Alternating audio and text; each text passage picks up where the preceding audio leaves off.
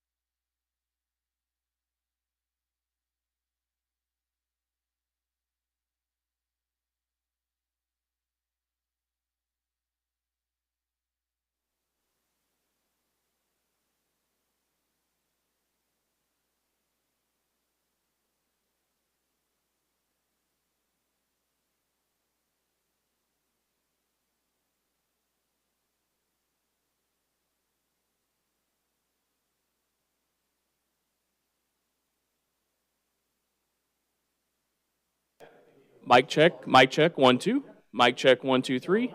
Mic check, 1 2 3. So if my child is scheduled to go to Should I just leave? Dr. Centennial to go to private school.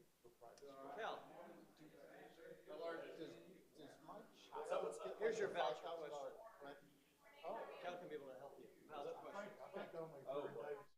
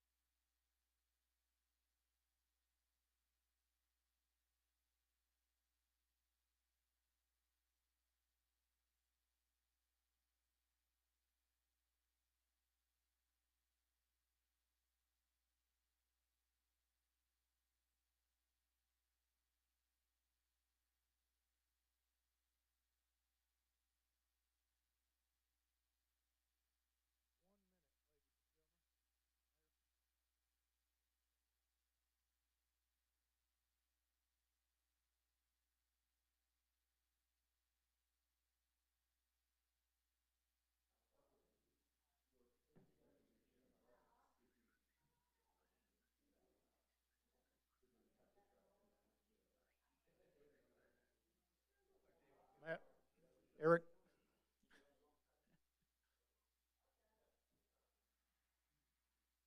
Not supposed to be pushing things on. Get up here where I can see.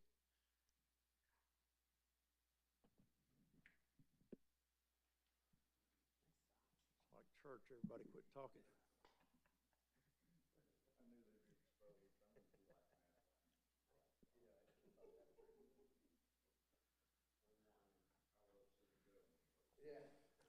Good morning, ladies and gentlemen. I'm Dave Crouch, and this is Policy Talks, brought to you each month by Williamson, Inc., our Chamber of Commerce here in Williamson County. And just want to welcome our bright-eyed audience here at Columbia State. We always enjoy our facilities here, and thank you to Dr. Darrell Lampley and his crew. Probably Gina and Mary Beth more than Dr. Lampley, I don't know, but getting us ready, and I shouldn't miss Bob, but we appreciate y'all making us feel welcome here. Creed Henderson and his crew getting us on the air with WCTV, and Tom Lawrence over at WAKM. We appreciate the audience is joining us from there. Our guest this morning from the city of Franklin, Dr. Ken Moore, the mayor, and Mr. Eric Stuckey, the city administrator for many years. And we're appreciative of the time y'all take to come and do this each year to give us a wrap-up after your State of the City presentation here a couple weeks ago, and we want to dig into some of the details there just a little bit. But first this morning, the mayor has a special presentation. Gina, would you, Gina Ryan, if you would come to the front, we would appreciate it. Yes, Gina Ryan, this is your life. Well, you know, Franklin has so many special people that make so many great things happen, and it's an honor for me to do a proclamation to somebody that's meant a lot to Columbia State and meant a lot to our community. So, whereas on July the 1st, 2022, Gina Ryan will be retiring after 12 years as the coordinator of the Teaching and Learning Center for Columbia State. And whereas Gina, a native of Murray, Kentucky, graduated summa cum laude, much higher than her husband did. Listen up, Dan. With a bachelor's degree in elementary education, went on to earn a master's degree in education. And whereas Gina was dedicated her working career to educating students in the state of Tennessee, and whereas she began her career as an elementary school teacher for 14 years in Cheatham County and Robertson County school systems, and went on to become the assistant director of the Sylvan Learning Center in Franklin for 10 years, and whereas she is married to Dan Ryan, and together they have raised 2 children, Daniel and Matthew, and have 3 grandchildren, and whereas Gina has been a trusted colleague, friend, advisor, teacher, and deeply appreciate the important contributions she's made to our community and to the state of Tennessee. And so many students that have come through here, and just you've had your hand on them. Now, therefore, I, Dr. Ken Moore, Mayor of the City of Franklin, on behalf of a grateful city, do hereby appreciate Gina's many years of dedicated service and offer her sincere best wishes for continued good health, happiness, and success in the next chapter of her life. Congratulations. I also have a proclamation from the Tennessee General Assembly. I'm not going to read it because they're real wordy, and mine are very short and succinct. Congratulations, Gina. Lots of contributions to the community and to our welcome here. You got my notes. Make sure you've done your homework, Mayor. That's not really important, but That's great. Eric, Mr. Mayor, your State of the City address, as always, was very entertaining, and I wasn't able to be there live, but I did watch it, and had a few laughs with it. You know, if y'all ever get tired of running the city of Franklin, you probably got a career there somewhere in late night TV, if you would like to do that. It was quite a show, though. But this morning we've got a different slideshow, and I think, Eric, you have put it together, so I'm going to let you present it first of all and tell us a little bit about what's going on in the city of Franklin. Sure. Well, thank you very much for having us, and it's great to be here. I was thrilled to know I was walking up to this college campus and didn't have an exam. Ever have that dream that you are in a class that you didn't know you had and you had to take an exam? No, fortunately, that's not what we're living today. We know this. We're covering some of the same content that we talked about at State of the City, but in a little different way. We will not be doing any fun videos, but you will get some charts and graphs, so that's exciting. We'll walk through some things, give you some context of what's going on, where we are, talk about, these are kind of some 4 key pillars that we talk a little bit about heading into this year. It has been sort of, from a staff standpoint, kind of our focus. Of course, quality of life is the business we're in, so how do we deliver on that? A strategic focus, refreshing that strategic focus, both in terms of things like it's time for the 5-year update of Envision Franklin, our land use plan, which had always been anticipated. So that's on the horizon with a new board, 4 new board members. How do we integrate and embrace the new leadership and vision that'll help us there, along with the team we have in place? And so looking at updating our strategic plan down the line as we move through this year. Building the best team we can. We're in the people business. We serve this community through our team, and how do we attract and retain the very best talent?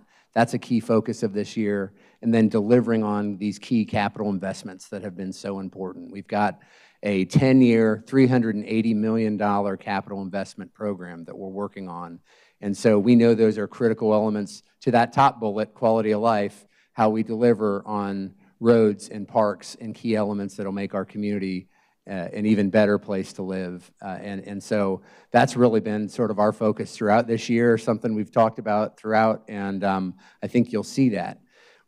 We came out of the last couple years with some real challenges. Everybody has. So much disruption associated with pandemic and economic uncertainty. And our focus a year ago when we talked budget was, how do we be stronger? And I think we see a lot of ways that that is happening, and I think the next several slides will help you see that. So I'll keep rolling, Mayor, unless you want to jump in. Go ahead. All right. I'll jump in occasionally. All right. So the capital investment program, I'm going to hit some highlights of some programs that are some projects that are really nearing completion and give you just a quick update. We will not do a jet flight through, but you will get some good photos, so that's okay.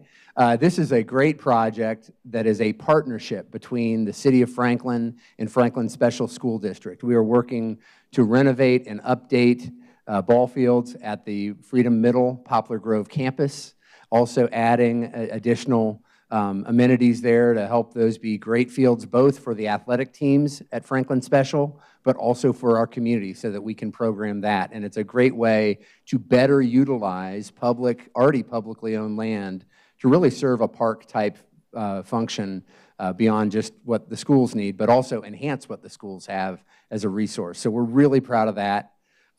There's some other renderings of it. Let's give you a photo of what it looks like just a couple weeks ago, early May. This is a drone photo of that. You see the field starting to take shape. Those concession and bathroom areas are all kind of bricked in, so we're getting really close. We think by early September, we'll be able to play ball out there on these fields.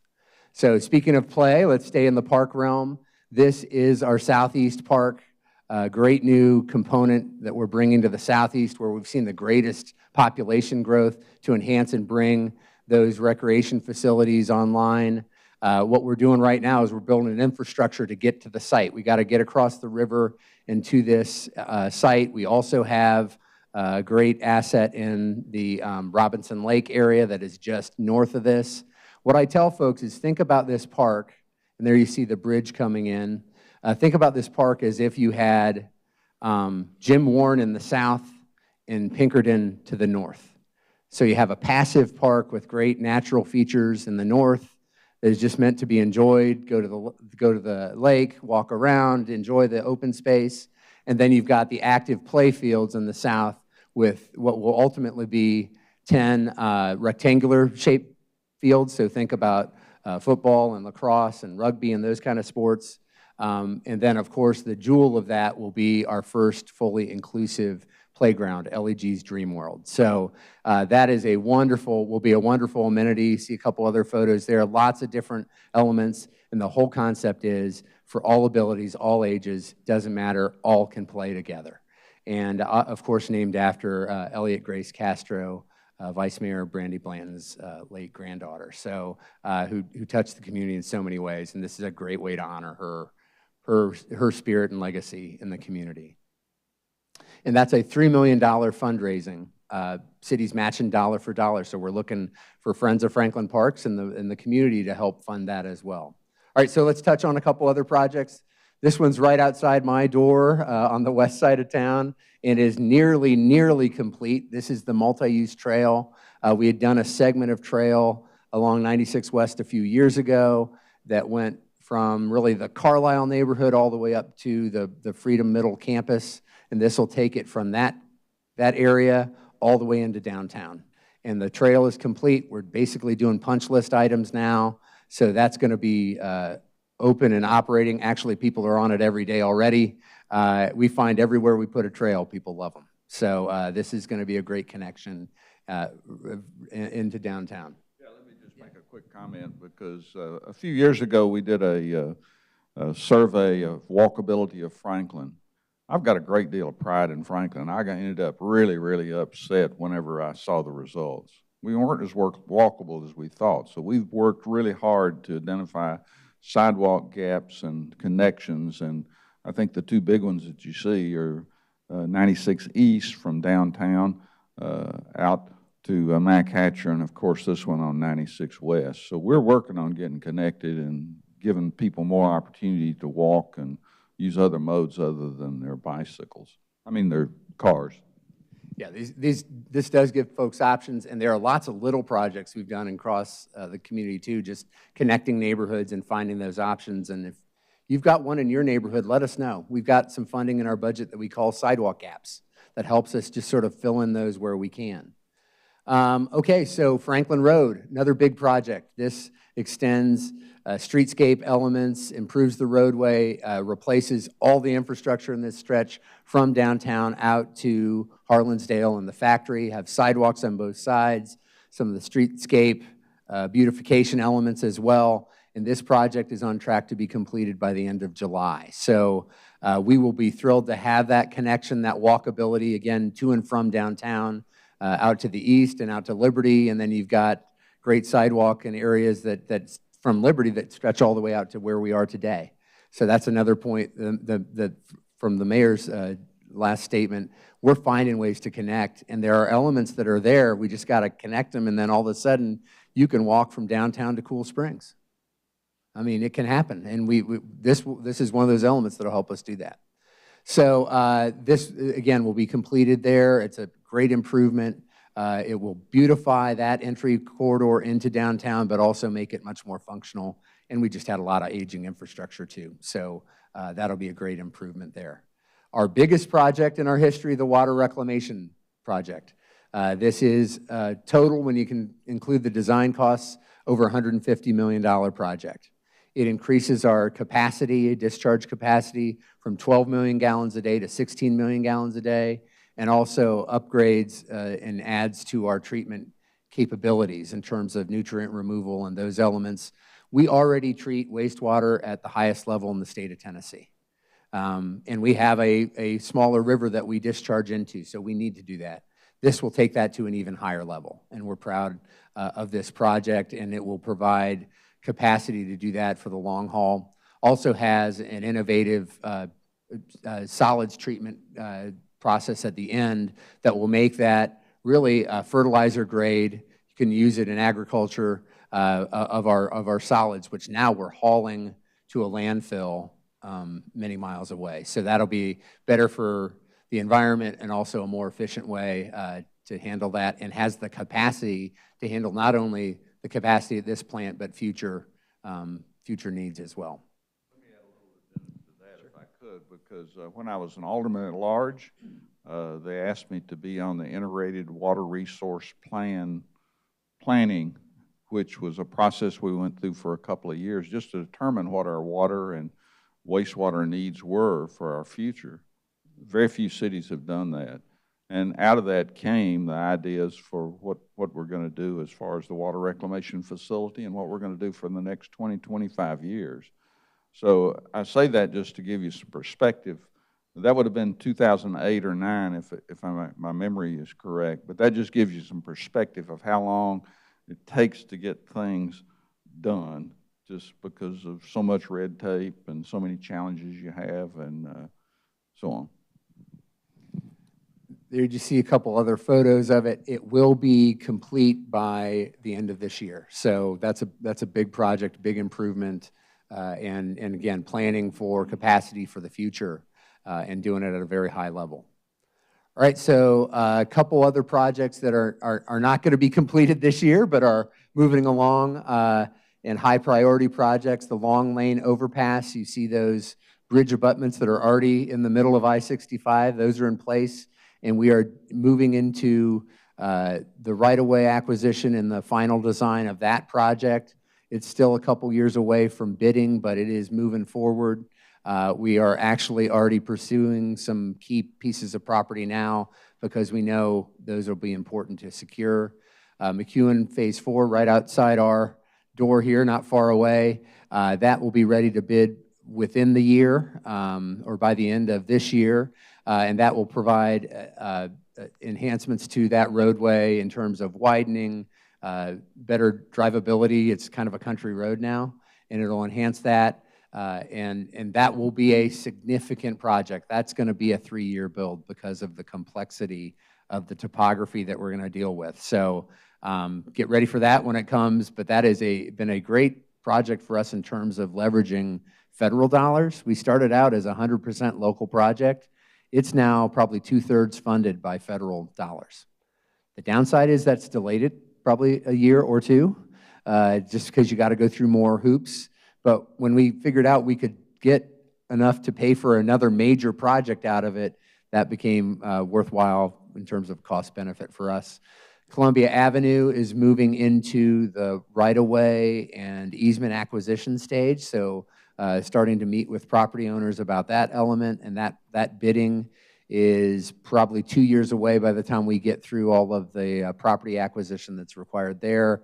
That is 100% funded non-local as well. It is federal dollars, 80% and 20% from the state. So the state has actually met the match there instead of the city, but the city is providing project management coordination. And then finally, City Hall, which is we are working toward, we've done a contract for schematic design. We're looking at some variations of that, of the designs that came forward from the master planning process, looking at how we might integrate some commercial activity to just enhance the facility and also maybe help with the cost of the facility. So we're still assessing that. The board will give us some direction on how to move forward on the full scale and whether it's phased or how much we build. But it'll be a significant project on the square. We have temporarily been in the old shopping mall for 40 years, and it is not in great shape. So it is time to move forward with that and to really have a facility that fits our square in terms of how it works. And you can go to completethesquare.com to learn more about that project. All right, quick things on the budget. This is where the charts and graphs come through. I'll run through this pretty quick. I do want to share this piece has been our focus point for many years. Actually, when I first got here, we went to New York to talk to their bond rating agencies to get our AAA rating, not from one, but from 2 agencies. And this is sort of a concept that we shared with them then that has stuck with us in terms of the pillars that make us function at the level we need to be a AAA city. Strong management, that we run our city well, that we have good plans, we have a dependable budget process, benchmarking ourselves against other high-performing communities, working on how we tell our story to the community too, so they understand who we are and what we do, that we're transparent in that way, that we have high-quality community development, great investment that's going on in this community, and that we are competitive with great cities across this country. And then, of course, the foundation of it all, a strong financial base. We have long-term financial policies and perspectives. You know, with the budget I'm going to show you in a minute, we don't just look at 1 year budget, we look at a 5-year outlook to see that it's sustainable and where we are to make that work, and that we have plans that match up with the construction and the investment that we need to do in the community, that we have a strong financial plan that supports it. All right, let's look at some key things. Our main overview in the budget: maintain high-quality services, be highly competitive, plan and invest in the future. That's not anything new, but it's the foundation of building a strong community. Big picture numbers: the total budget, all funds, is $207 million. There is a 15% increase in that. That's a pretty big jump.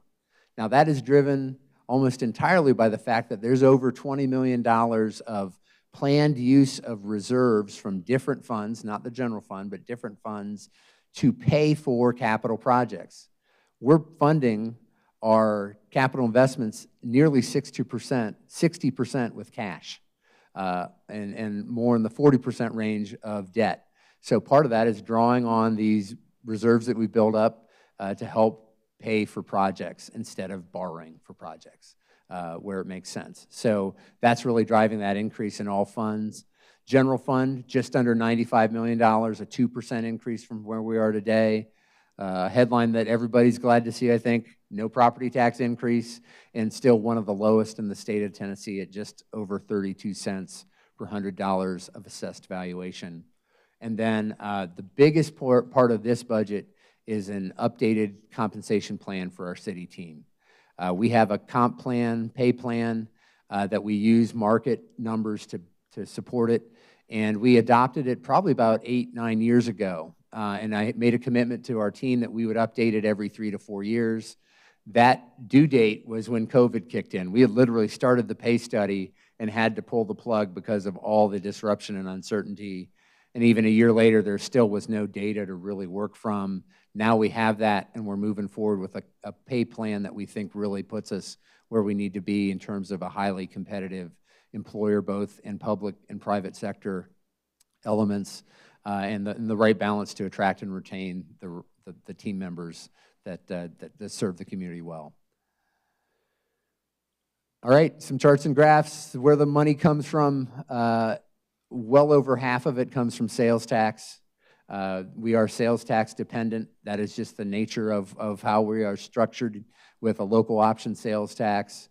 And then the state shared revenue that you see there is really also sales tax. It just comes back to us from the state of Tennessee through a per capita measure.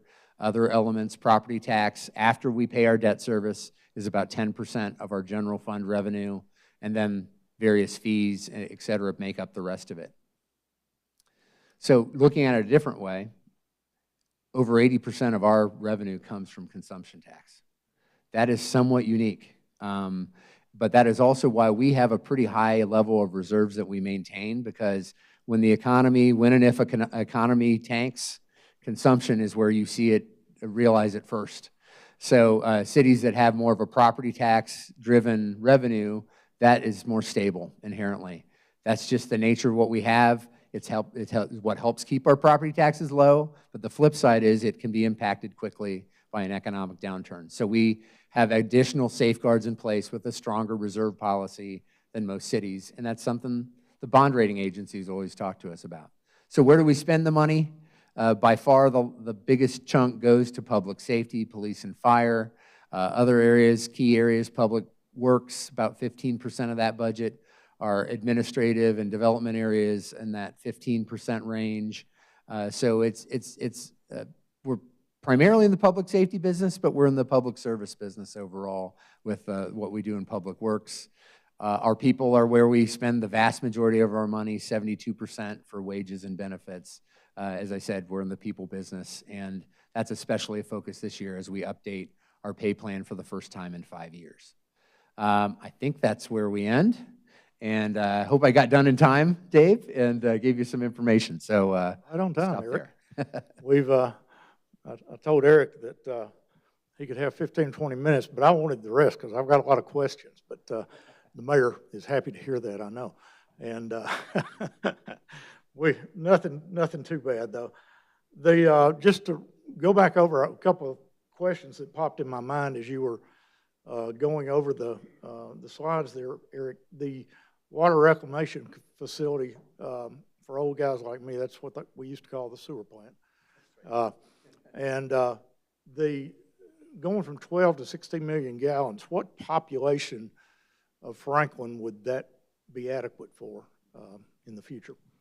Well, and that is a discharge number. So the more we're able to put into our reclaim system, that actually stretches the capacity even further. So as we build out reclaim, it actually helps us with the overall treatment capacity, because that when we talk 16, that's what we talk about in terms of discharge. Right. Not just treatment, but it would serve well into the 130, 140,000 population, I think, realistically.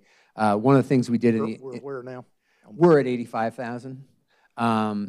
So when you look at the lines that we drew when we did that integrated plan that the mayor referred to, we had 3 lines. We had sort of a conservative growth, a middle of the road, and an aggressive growth. So we did that 10, 12 years ago. We've compared that to the real line, and it is somewhere between the middle of the road and the aggressive line in terms of what we've really experienced. This community, the last 3 decades when we've done that federal census, we've hit right between 20 to 22,000 of growing population. I think you can assume that will continue, at least at that level going forward. So if that gives you a perspective, it's gotten us time, but we also look at especially the growth in the southeast that will likely be the primary area of growth. That's where a second plant is anticipated, and that'll be something we'll be talking with the board about in the next few years as we make plans there, and we're doing some preliminary engineering around the treatment process there to understand how we need to do that Right. if that decision was made. We'll circle back to more of that here in just a minute. The one thing that piqued my interest, farmers would probably be interested in your fertilizer. Is that going to be organic fertilizer or just the old-fashioned, good old-fashioned? It's what they call an exceptional quality Class A solid, so that is usable anywhere. So it is something we can take right to agriculture and they can use as a soil additive. I would expect we're going to use it in our parks.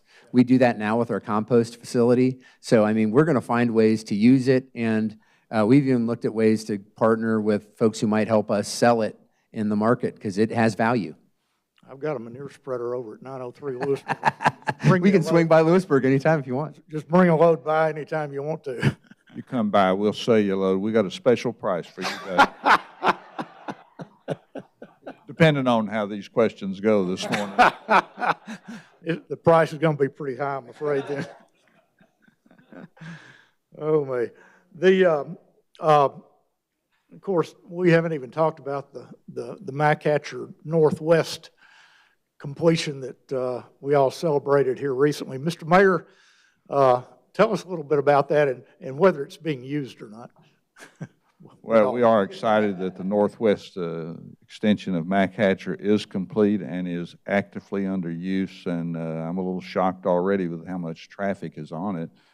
That was a project that we've visioned for over 25 years for the city, and we were excited whenever we got funding for it.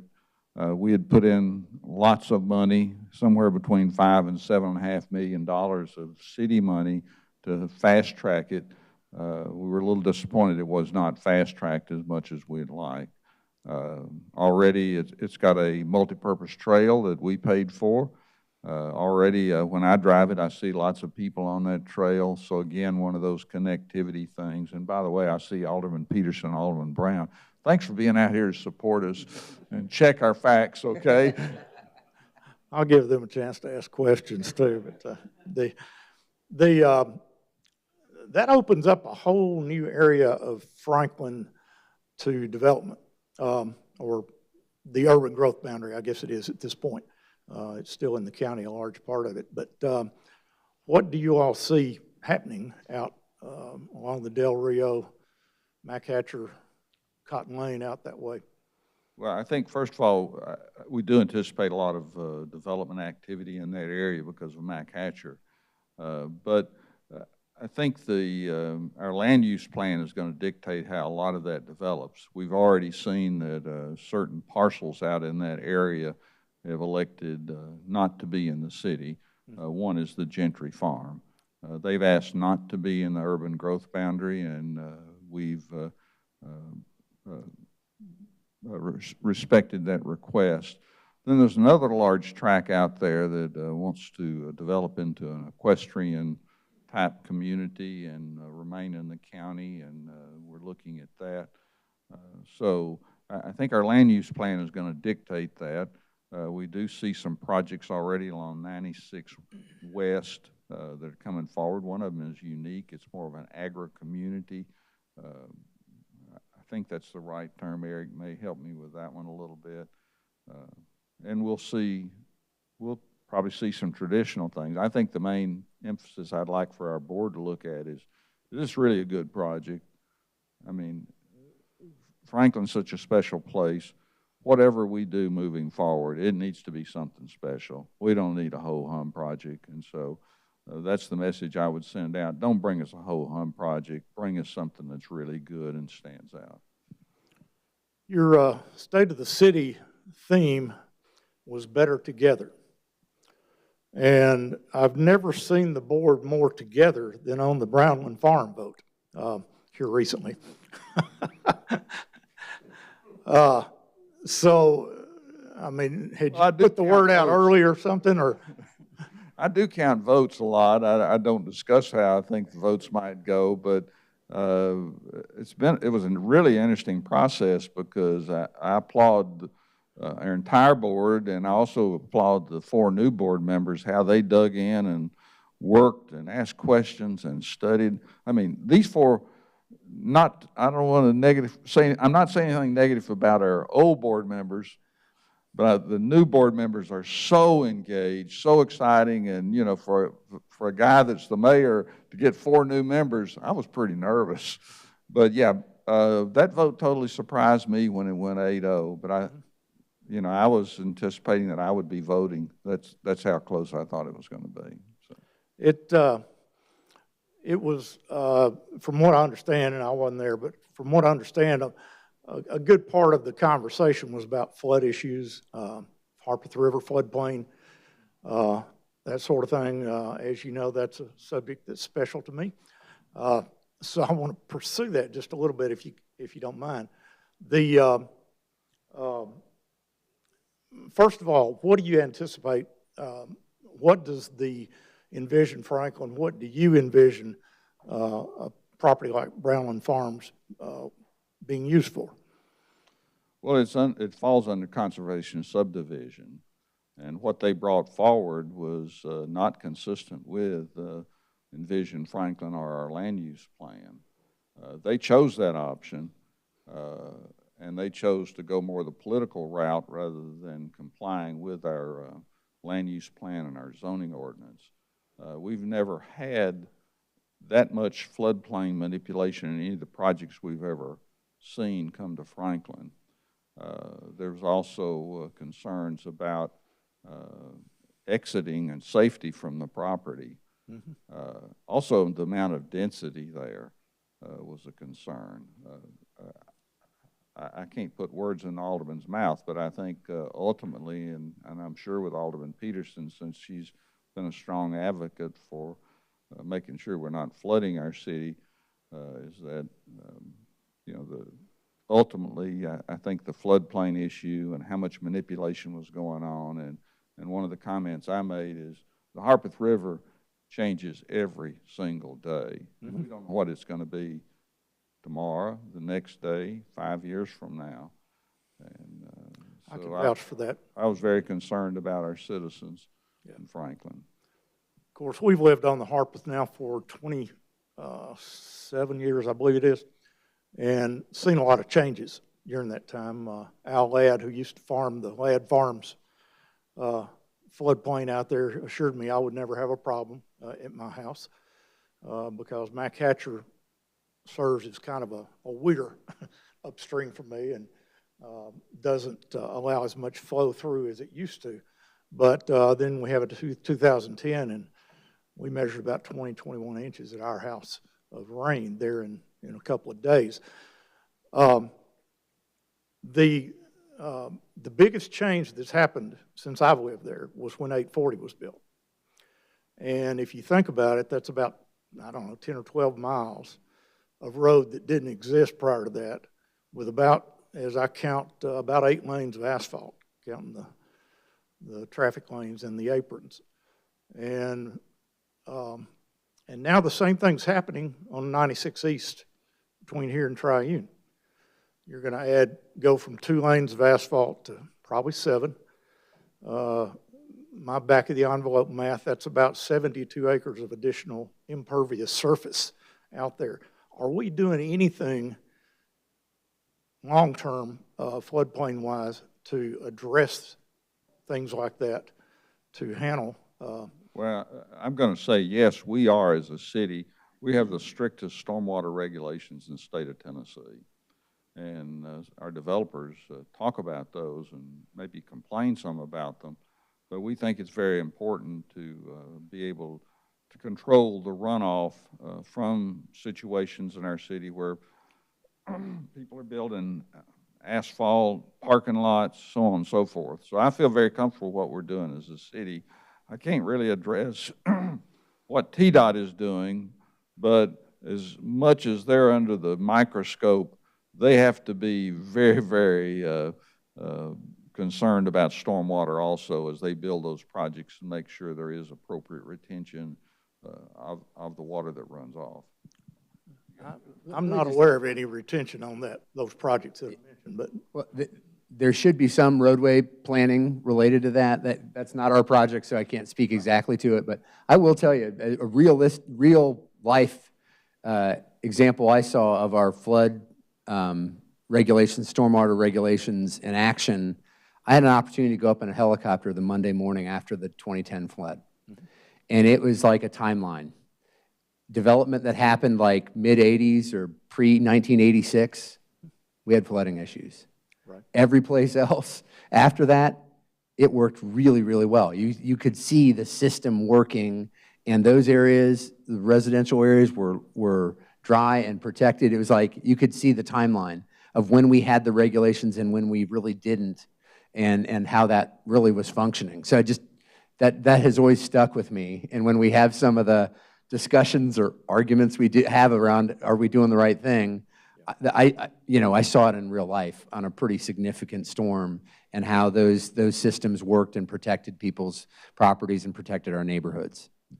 Well, just to complete my thought process, the only way I'm aware of to handle situations like those major roads that TDOT's doing, which are going to be our problem the next 2010 flood, would be to build some retention lakes out east of town, maybe on Mays Creek and that sort of thing.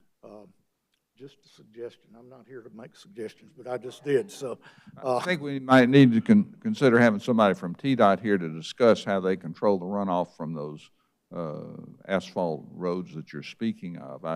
I feel very confident that they're making adjustments for that. And when I say retention, I'm not talking about a massive lake. I think there are things all along that road that they're doing to control the runoff. Okay. Southwest McHatcher. Any news there? Actually, we've identified the route. I'd like to quickly jump to Southeast McHatcher, though, because I think that's an area that's really critical for us to be addressing. And the good news is the state has put some engineering money in that, which means that project's moving forward. I don't think Southwest will be constructed during my term as mayor, nor the next mayor's term as mayor. It's a long way off, just because there's so many more important projects and there's a limited amount of money. We need to get Southeast McHatcher widened to take care of the traffic there, which is critical. We have 2 really hard intersections there, Lewisburg and Royal Oaks, and we've looked at safety enhancement grants. We can't do it under safety enhancement grants. It's too expensive, and also we're going to have to take back those rock walls because there's been some change in roadway design standards. Yeah, I'm familiar with that area too, and would welcome personally anything you do out that way. City Hall sounds like I mean, it's going to be a big project. Where are the employees going to go if you tear down the current city hall while the new one's under construction? That's a really easy question, Dave. Thanks for that. We don't really know for sure. We do have some extra capacity in our Public Works facility. We do have some property on Southeast Parkway. But that'll be part of our plan moving forward, is how do we relocate the folks whenever we're constructing City Hall. Okay. Let me touch on that. We do have in the budget dollars allocated for temporary space. We also have in the last 2 years learned a lot about how to work effectively remotely. So I think that will also be a part of how our solution is done. We have retained the Old Streets property on Southeast Parkway. We lease some of that space now, but we have a very short out to convert it back to city use. So we will piece different elements together, some that we'll pay for, some that we'll be able to just work smart around how we have our folks work remote and make it work from there. So it's part of the plan. Just curious.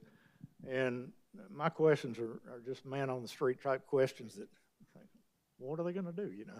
So appreciate you letting me ask those.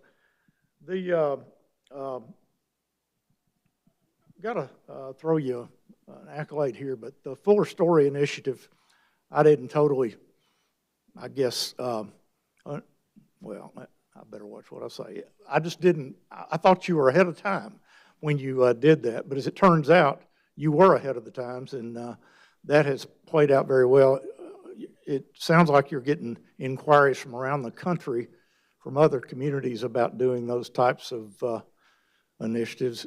Tell us what you're hearing about those, Eric or Mayor. Yeah, I'll start out. Well, Eric just got the Legacy Award for his work on the FourStory project, and I congratulate him and how hard he worked and how many times he listened to people and their comments. And this was a unique way to address some of the racial strife that we've witnessed in our country, and also a different way to tell all the story. Certainly it is a fuller story, and the complete story has not been completed yet. You know, I think now of one of the projects that's going on now that Julian Bibb and Dr. Kenneth Hill are leading, which is the Justice and Equity project, which is going to look at lynchings that occurred in our community. Yeah, lynchings, people hung.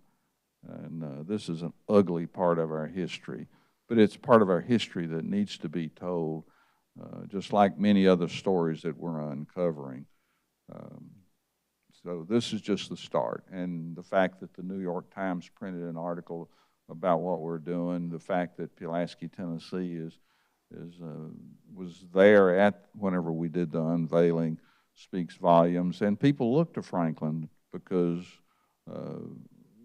we're considered leaders in what we're doing, and that when we do things, we do it right. And I think we did it right. And Eric ought to speak to this too. Tell us. Yeah, I think the mayor touched on it. We've had a number of folks reach out to us. Part of the All-America City recognition that we received in late 2020 related to how this was such a great example of both telling your story but also engaging your community, changing the dialogue around being more inclusive, and that the stories we tell matter, and that telling more of our history matters. And it's not always pleasant, but it's what we learn from, and it's how we get better. And we've had a number of communities reach out, as the mayor said, Pulaski, Tennessee's, I think even engaged the same sculptor that did the USCT statue to talk about what that might look like in their community. And of course, they've got some challenging history there as well in their community. So it's, the more we talk about it, the better we understand one another and understand a perspective that might not naturally be our own. Right. And that's part of community building, is understanding each other better. And you know, that's I think that's been an important example. Mayor talked about New York Times is here.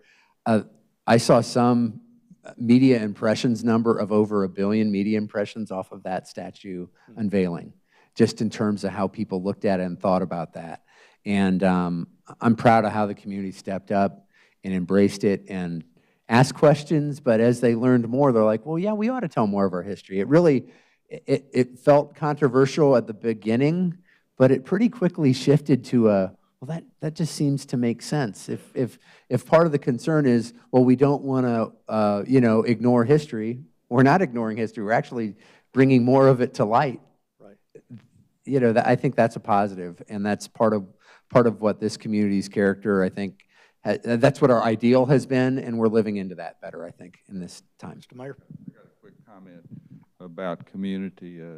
We saw the mass shooting in Buffalo targeting African Americans, white supremacists. I don't know about you, but that bothered me greatly. I want to let you know that our community is going to come together Tuesday at First Presbyterian Church over next to Legends Club at noon and have a prayer vigil for those folks and for our country, for our community, that we come together and we get rid of those prejudices and racist attitudes that some people unfortunately still have in our country. And so I'd invite everybody to come to that, and that's led by Dr. Kenneth Hill and part of Unite Williamson. Okay. A couple other quick ones. Eric, Spring Hill just declared a water shortage, Wednesday. And are we in good shape on water? We haven't, we've been dry now for 2 or 3 weeks, but not anything. No, we're in really good shape. Our towers, our water tanks are all at good levels. We're still withdrawing from the river and treating. We put it in our reservoir and then treat it. Reservoir's at a good level, so we have really no significant concerns at all at this stage. We always keep a close eye on it, and it's never a bad time to conserve water, just generally. So we always encourage that overall. But we're in a very strong position in terms of the system as it is today and our capacity in our reservoir. And again, we're still withdrawing from the river because it's still flowing at a high enough level. We look at flow rate and oxygen level in that river to be our trigger for when we can and cannot withdraw, but we're still in a strong position. Good. Franklin received close to $11 million from the coronavirus legislation, the stimulus packages. And I understand there's about $9 million left. Is there somewhere we could apply for that, or what are your plans? And we've laid this out for the board some, and there's still some elements that are not entirely programmed. It's geared towards, on the infrastructure side, it's very narrow. It's water, sewer, and stormwater, and broadband. We're not necessarily in the broadband business. Others are. But we are working on some water and sewer improvements, especially in older areas of town that need upgrades that we've been looking at. That's helped us sort of accelerate project in downtown along Lewisburg, that area, better looping, upgrade of lines. That's probably the biggest project we've targeted for it. And of course, we have to deliver it within, we have to have it awarded by the end of ’24, completed by the end of '26. So we had already been doing some planning on that project. We accelerated a little bit with these dollars and should be able to move that project forward. So that's really probably the biggest chunk of that. We're also looking at we were able to do some additional support this year to our Convention and Visitors Bureau, an industry that was hit particularly hard in the pandemic. So help with that, because we sort of fund them a little bit behind the timing of the tax. So they were going to have a lag in funding at a time where they really needed to be out there promoting our community as a tourist product. So we're able to kind of fill that void with some dollars. We're also going to update our parking count system in downtown and the parking decks. We have really cool technology that's being used by airports and amusement parks, large parks and sports facilities that'll be very user-friendly. That'll be completed by the end of this fiscal year. So we'll have accurate counts. You can get it on your phone, all sorts of great stuff. And so those are some of the areas we're looking at to help with that. And so we look, and we've also partnering with Franklin Housing Authority on some infrastructure improvements that will help move some affordable housing projects forward, but also improve our water and sewer systems as a whole. So we're trying to do a mix of things that will have the most impact.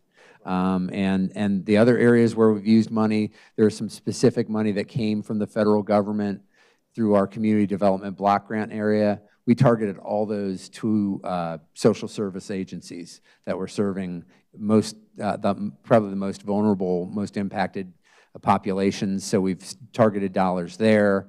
And now there's some additional money coming that may be able to help us with some additional water and sewer projects that are coming from the state government. We'll be talking to the board about that next week.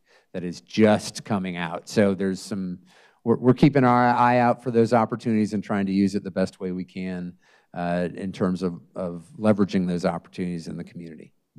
I noticed Columbia State got about $25 million out of that program. Give them some more. They do such a good job here and are so nice to us. Got a few people here in the audience I'd like to pick their brain a little bit. Chuck Barber is here from Middle Tennessee Electric. Stand up, Chuck. Let's get a good look at you. And speaking of broadband, Chuck and I have had a conversation or two about this lately, but you are partners, or actually Middle Tennessee Electric now owns United Communications that's in charge of broadband in the county. Tell us how that effort's going and what to expect there. Well, we are in the process of working with different counties on our system, and of course Williamson's one of them. And Williamson County, as some of y'all know, Rogers made the statement that we were going to be a partner with them. And we're real excited about that. One of the things that we're working on is trying to get some of this grant money. And that's from the state. And I know the county has been diligent in getting together their resources and creating that grant along with United Communications. And it's an ongoing effort. The money's there. We're hoping that we get some of that. Obviously, our goal is to serve a lot of the area out toward 840, up toward Fairview area, as well as others. But, and of course, the county mayor is obviously wanting to do that as well. So that's where we are in Williamson County. And again, those monies are there, and they will be let loose through the grant process by the state, and we're working diligently to get that. So, I said, hurry up. Matt Ryan, you one of the new aldermen that they were talking about a few minutes ago, and how are you this morning? Well, thank you. The Brownland Farms was near and dear to your very personal. your ward. How do you feel about it now, and where do you want to see that go? Well, I feel great about it. Much like the mayor, pretty surprised by the 8-0 vote. Certainly since the first vote did not go Ann and I's way with a 6-2 shellacking. So we're pretty excited about that. But you know, I would echo the mayor's statement. You know, to not keep seeing sort of mediocre and vanilla stuff. We have some very special properties like Brownland, like Creekside, like the Southeast Corridor.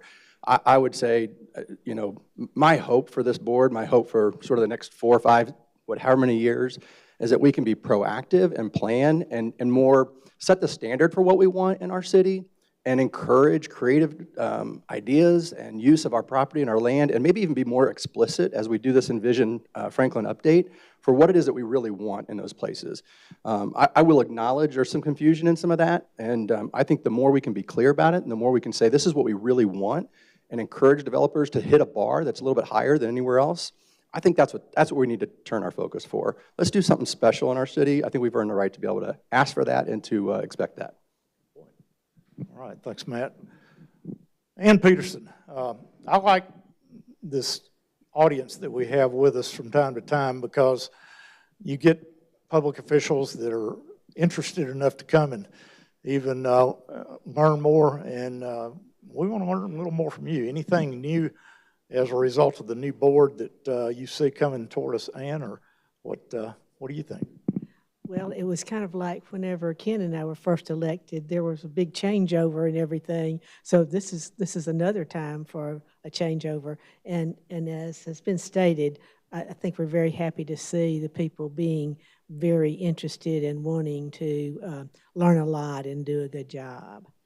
And I've got to say something about one of the projects that the mayor mentioned, the 4-laning of Mac Hatcher Southeast. I think is a big thing for us, but everything that they said was very good. Amen. We appreciate you She being bends here. my ear all the time about it. I just had to mention it.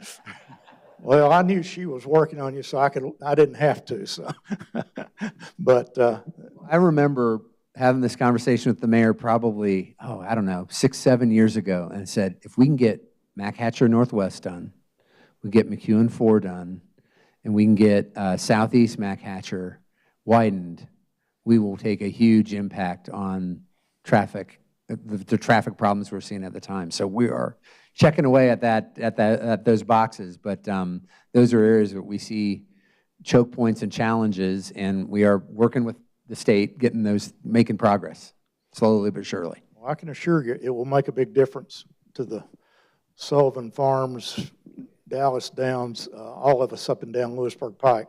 For those that are out there saying that you can't pave your way out of traffic problems, they're crazy.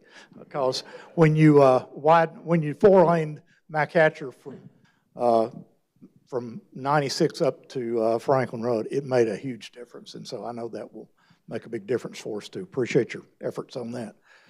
I think I recognize another candidate for public office here. Bob, I believe. Ravner? Bob Ravner. Welcome, Bob. Thank you so much. Running for? State Rep, District 61. It's the Brandon Ogles seat, and then he's not seeking re-election. Okay. Live in downtown Franklin, lived in Williamson County for 14 years, and as you can tell, very involved in the community. One of the things I would add, first of all, running for office for the first time, my hats go off to anybody that serves in the public office because it is really, really hard work, and these folks dedicate their time. And for all the people that I've been working with, and I've loved this community, they're doing a tremendous job, very dedicated and committed to what we're trying to get done here. We've got a lot of challenges in the next 20 years with population doubling. The mayor knows, Eric knows, the aldermen know. I've been active and involved in the community, both not only as an incoming president of the Downtown Neighborhood Association on the Friends of Franklin Parks Board, so very involved in a lot of these things, been working on the Civil War Historical Commission. And we've got so many things that we've got going on here, and I just want to continue that opportunity to work with the community. Appreciate you being here, getting to know you a little bit. I don't recognize any other candidates. Am I missing anybody? I don't think so. I just want to be careful here. So, the great audience. Patty, is our congressman happy with the way things are going in Williamson County for him? Well, I mean, we're going to have a little bit of a change, and of course, we hate to lose any of Williamson County, but I heard him say last night, and it's true, we're going to still view as Williamson County as a whole. We got a big chunk of it, and so we're pleased to keep what we have, and you know, we're going to be still working for Williamson County as an entirety, even though come January, you're going to be split, and you'll have 2 voices, so it may work to the good of Williamson County. So anyway, it wasn't in our control either way. We loved what we had, but obviously the congressman looks for a good challenge. So. Appreciate you being here. She's the representative for Congressman Mark Green, and is here many times. So if you ever want to bend her ear, you can join us here on the last Friday of the month normally. We're going to wrap it. Got lots of folks to thank and a minute to do it. Mayor Moore and Eric, we appreciate you again taking the time to be here, subjecting yourself to our questions and bringing us up to date. It's helpful to dig into details sometimes, and I enjoy doing that with you. Dr. Lampley, the Columbia State staff, again, thank you very much. Beautiful facility, and we enjoy being here. Gonna miss Gina, but Mary Beth will, I'm sure, take really good care of us, and Bob. The WCTV crew, Creed Henderson and his crew, WAKM and Tom Lawrence, little financial assistance coming from Vanderbilt University with the help of Lynn Maddox, our friend here, and AT&T and Dennis Wagner, and we appreciate their help. Chamber staff, of course, led by Matt Largen. Kel's the quarterback on this project, and we appreciate the backup. We've got Abby and Jenna, and of course, last but not least, Nancy Conway to kind of help us stay in touch with some of the things that are going on out there. Love our live audience here. Appreciate y'all being here. Next show is scheduled for June 24th. And Kel, I believe we've got Roger Sanderson on tap for that. One more, thank you, pointing at the coffee cup. Almost forgot the most important. But our McDonald's area franchisee, the Good Times Group, does have coffee for us here. Again, it's a better deal than senior coffee because it's free here. So come and get early here and get a little of the free coffee next month. Thank you very much. Appreciate y'all being here.